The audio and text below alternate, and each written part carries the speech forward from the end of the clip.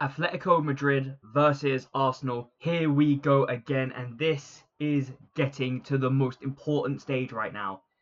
The semi-finals of the Champions League. And the semi-finals is the area you do not want to fall out in. No one remembers semi-finalists, and that is the unfortunate truth. You can remember someone who failed in a final, but no one remembers the semi-finalists.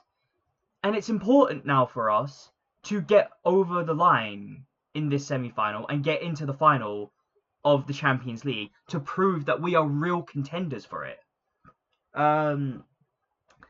But of course, it's never easy, and I'm not trying to make light of it.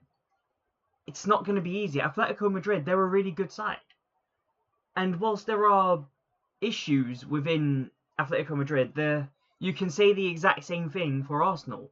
Looking at this supposed injury list, Kai Havertz, supposedly Eberechi Eze, but apparently he's been back in training, Jurrien Timber, Mikel Mourinho, and Ricardo Calafiori, who again is also reportedly back in training.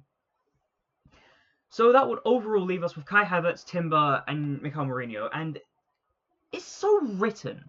This is what I hate about injuries. Every time a player starts getting good, they end up getting injured. You saw Kai Havertz.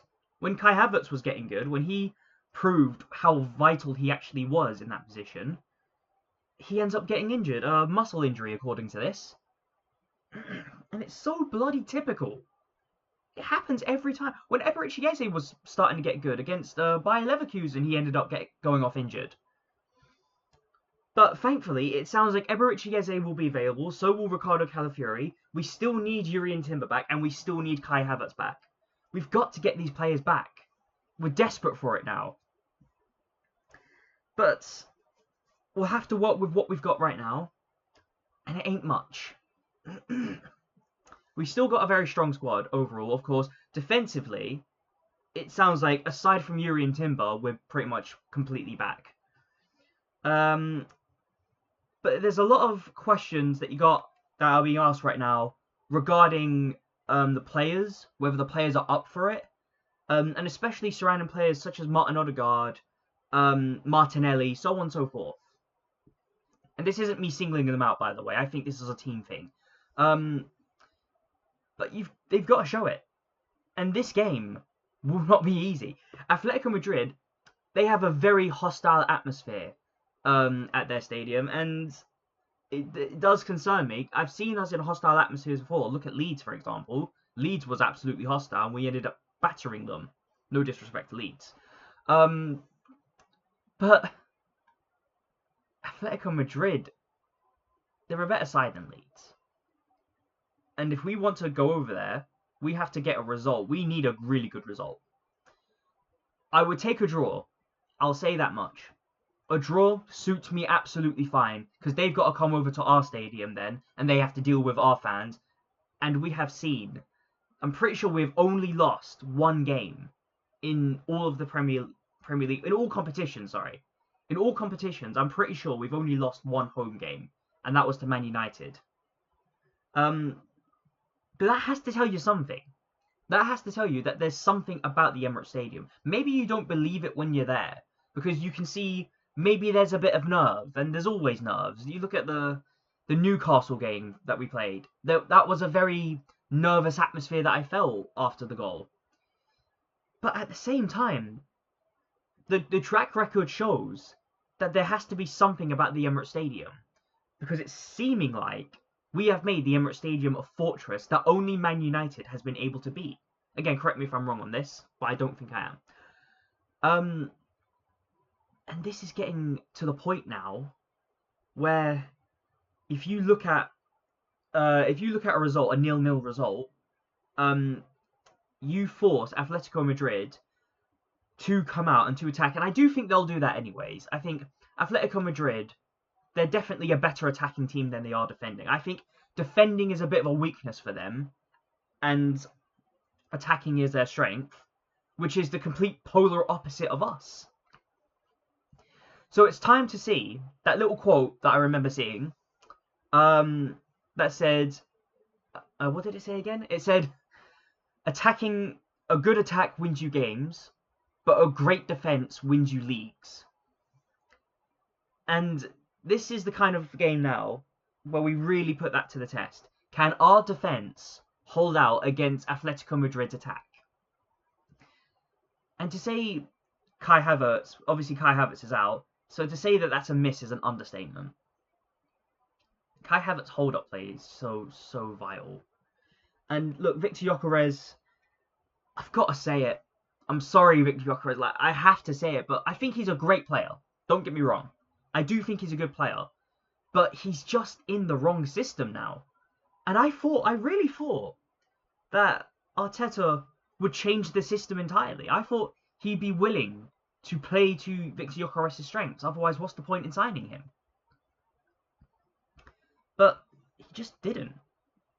Victor Gyökeres has had to try and adapt to a system that doesn't suit him. And I have to ask now, is Victor Gyökeres going to stay at this club?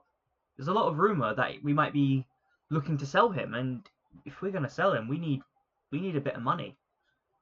But look, with Victor Gyökeres, as I say, put him in the right system, he will thrive. But this Arsenal team, it's just not the right system. We rely very heavily on hold-up play from the main striker or the centre forward. And I'm sorry, but Victor Gyökeres, when the ball comes over to him, he's a reverse magnet. Nothing sticks to him. It bounces off of him all the time.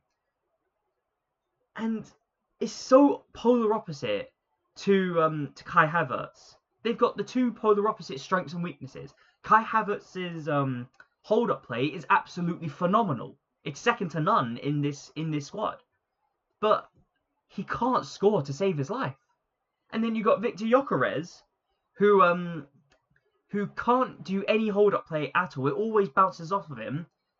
But his shooting, his finishing, is second to none. And it's just the chances. This is the problem that we have. Last season, we could create chances. We just couldn't finish them.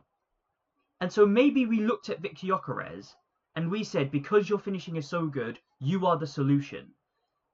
And we might have overlooked Kai Havertz's role in the chances we were creating. And I think now, more than ever, it's really shown.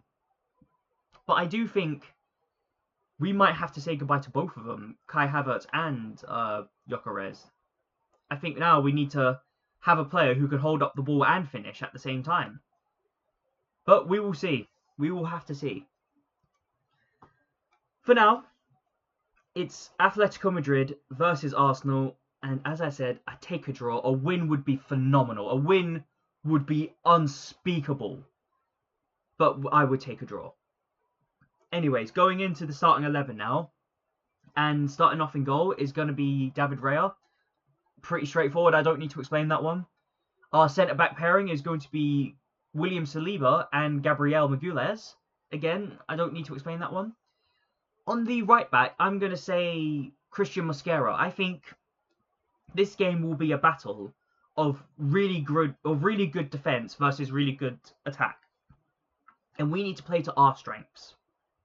And so I'm going to put Christian Mosquera there because I think this game is more so about defending rather than attacking. We can attack at home where we've got the upper hand. But at their ground, if it comes down to it, as I said, a draw is perfect. And on the left back, for the exact same reason, I'm going to say Piero Hincapié. And as I said, I know Calafiori is available, and I know a lot of people would want to see him play. But I don't think this is the game. I would love to score, don't get me wrong. But this isn't a game we have to necessarily score in unless we've conceded. So if we see this game out, a boring 0-0, I don't mind that. In the midfield, I'm going to start us off with Declan Rice, and I think that just goes without saying. And with him, I will say Martin Zubimendi, and I think Zubimendi, he had a good game. And it would be a shame to take him off. If he can have a game like that, I think we could have a bit more fun in the midfield. The problem is, we still need to win more midfield battles, because that is where we're losing the ball. And that is my biggest concern for us. In the attacking midfield, I'm going to start us off with Martin Odegaard, that goes without saying. He's got to, as I say though, he's got to perform in these kind of games. We rely on him to create chances, and he needs to create. On the right side of him, I'm going to say Bukayo Saka. So good to have him back. It really is. And on the left-hand side of him, of Odegaard, I'm going to say Eberechi Eze. And again, it sounds like Eze is available for this game. And if he's available, play him. We need a player like Eberechi Eze who can create a chance and score a goal out of nowhere. And of course, in the centre forward position, I really want to say Kai Havertz, but it just doesn't sound like he's available. So it's going to have to be Victor Gyökeres. And again, this is no disrespect to Victor Gyökeres. I just think the system's wrong for him, and I think he's going to have to play out the rest of the season. But we might actually have to sell him in the at the end of the season. But that's a topic for another time. Anyways, let me know what you think down below. Like, share, and comment, and please subscribe. It really does help out the channel. And I will see you for the match watch along for Atletico Madrid versus Arsenal. Goodbye for now.